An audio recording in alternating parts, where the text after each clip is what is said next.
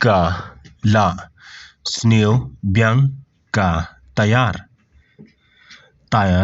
फिर से खराब हो गया।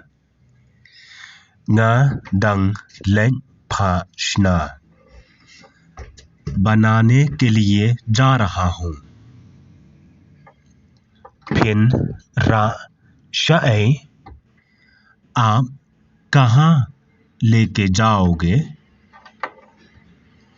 Ngan ra शनिए शजन मैं यहाँ आसपास लेके जाऊंगा। कन्नु बाइशना बनाने के लिए कितना खर्चा लगेगा?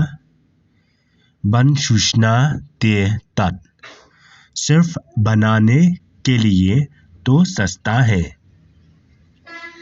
तंगबा का ला स्टंग पलन मगर बहुत पतला हो गया।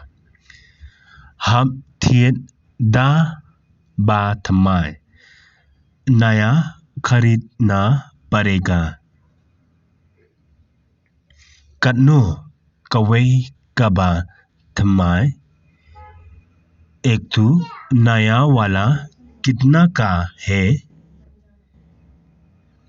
8,000 कवई एक तू 2,000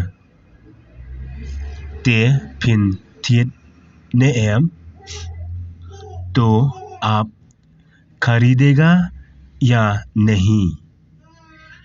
हम ही बनथियन खरीदना ही पड़ेगा।